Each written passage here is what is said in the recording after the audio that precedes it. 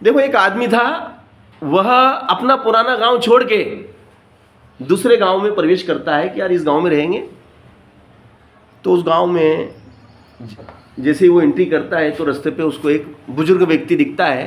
तो बोलता है कि अपन इस गांव में बसने जा रहे हैं, अपने को इस गांव में बसना है, तो भैया इस गांव के बारे में थोड़ी सी इस बुजुर्ग व्यक्ति से जानकारी ले लें कि यहाँ के लोग कैसे हैं। तो उसने बोला, बाबा नमस्ते। बोले, नमस्ते बेटा नमस्ते, बोलो आओ बैठो पास में। अरे बोले, बाबा मैं क्या है कि दूसरे गांव से आया हूँ, उस गांव को मैंने छोड़ दिया है और अब मैं इस गांव में रहना चाहता हूँ, इस गांव में बसना चाहता हूँ। तो मैं थोड़ा सा आपसे पूछना चाहता था कि भाई इस गांव के लोग कैसे हैं, ये गांव के लोग कैसे हैं, किस मानसिकता के हैं, ताकि मुझे मालूम पड़ जाए मुझे यहाँ बसना चाहिए कि नहीं बसना चाहिए। तो उसने बाबा ने कहा कि बेटा ये बताओ पहले कि जिस गांव से तुम आए हो उस गांव के लोग कैसे थे। अरे बाबा पूछो मत यार बाबा। बोले क्यों? अरे बहुत बेकार घटिया प्रवृत्ति के लोग थे, बिल्कुल लालची, फरेबी, मतलबी लोगों के बीच में रहता था। दिल भराया था बाबा, बड़ा परेशान था मैं उन लोगों से। इसलिए मैंने वो डिसीजन लिया, निर्णय लिया कि मैंने कि ये गांव छोड़ो, अपन तो दूसरे गांव में रहेंगे। ऐसे लोगों के बीच में मुझे नहीं जम रहा था, इसलिए मैं वो गांव छोड़ के इस गांव में बसना चाहता हूं। तो कृपया करके बताइएगा कि इस गांव के लोग किस टाइप के हैं, कैसे हैं। तो बाबा ने बोला, अरे बेटा मत रहे, इस गांव में मत बस। बोले क्यों बाबा? अरे इस गांव के लोग उससे भी खराब हैं, जिस गांव से तू आया ना उससे भी बेकार घटिया लोग हैं यहाँ पे। बोले ऐसा क्या? बोले हाँ। इतने में एक दूसरा आदमी आ जाता है, वो भी बोलता, बाबा नमस्ते। बोले नमस्ते नमस्ते, बोलो बेटा क्या मदद की जरूरत है। बोले बाबा क्या है कि मैंने इस गांव में बसने का सोचा है, तो मैंने कि आपसे थोड़ा पूछ लूं कि कैसा गांव है, कैसे लोग हैं। अच्छा आप भी बसना चाहते हैं? बोले हाँ। तो ये बता बेटा कि जिस गांव से तुम आए हो उस गांव के लोग कैसे थे।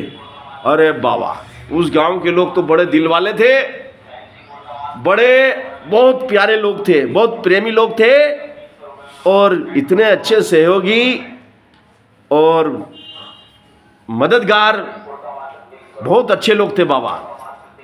मगर क्या करें, कुछ मजबूरियां हैं, इसलिए इस गांव में मुझे बसना पड़ रहा है, इस गांव में रहने का मैंने सोचा है।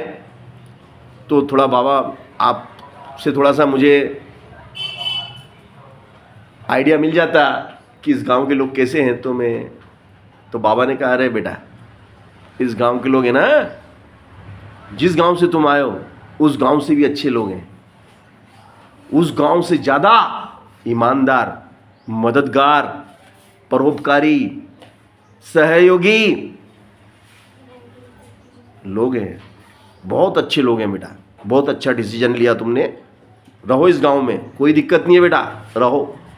तो वो जो पड़ोस में पहले जो आया था उसने पूछा था, वो बोला कि अरे बाबा क्या बात कर रहे हो, अभी थोड़ी देर पहले तो आपने मेरे से बोला कि बहुत घटिया लोग हैं और इस भैया को कह रहे हो कि बहुत बहुत शानदार लोग हैं।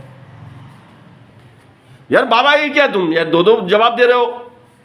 तो बाबा ने बोला कि देखो भैया ऐसा है कि तुम जिस गांव से आ रहे हो, तुमने उस गांव के बारे में बताया कि उस गांव के लोग ऐसे हैं। तो तुमने जो मानसिकता, जो विचारधारा बना रखी है कि भाई लोग इस टाइप के होते हैं, जिस दृष्टि से तुम लोगों को देखोगे वैसे ही तुम्हें वो दिखाई देंगे। जैसी दृष्टि होती है वैसी सृष्टि होती है, जैसा हम देखते हैं वैसा हमें दिखता है। अगर आप देखेंगे कि सादिक मतलबी है तो सादिक मतलबी दिखेगा, और तुम देखोगे कि सादिक जो है बहुत सहयोगी और ईमानदार और सच्चा बच्चा है तो तुम्हें वो सच्चा दिखाई देगा। अगर तुम किसी में चोर देखोगे तो तुम्हें चोर दिखाई देगा, तुम किसी में भगवान देखोगे तो तुम्हें भगवान दिखाई देगा। तो जैसी हमारी नज़र होती है, जैसा हमारा नज़रिया होता है, वैसी हमें दुनिया दिखती है। तुम्हारा नज़रिया, तुम्हारी नज़र में खोट है, इसलिए मैंने तुमसे कहा कि तुम्हें जैसे वहाँ लोग दिखते थे वैसे ही तुम्हें यहाँ पे भी दिखेंगे, कोई परिवर्तन नहीं होगा, क्योंकि तुम्हारी जो मानसिकता है वो गिरी हुई है और गलत मानसिकता तुमने लोगों के प्रति अपने मन में बिठा रखी है।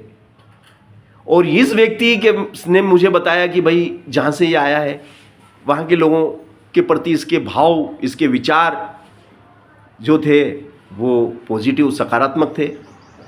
इसलिए मैंने कहा कि यहाँ के लोग उससे भी अच्छे से दिखेंगे, क्योंकि इसकी दृष्टि अच्छा ही देखती है और तुम्हारी नज़र लोगों में बुराइयाँ खोजती है। तो इस कहानी से हमें शिक्षा मिलती है कि इंसान वही है, अगर आप उसमें अच्छाई देखोगे तो आपको अच्छाई दिखेगी, बुराई देखोगे तो बुराई दिखेगी। यह आपके ऊपर निर्भर करता है कि आपको इंसान के गुण लेना है कि अवगुण लेना है। दूध और पानी में से आपको पानी ग्रहण करना है कि दूध ग्रहण करना है।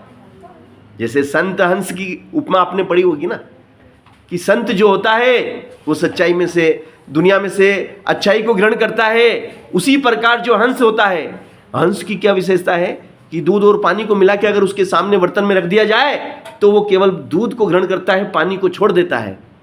ये हंस में काबिलियत होती है, उसमें ये गुण होता है।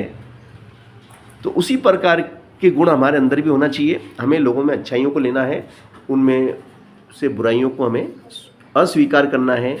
जय हिंद।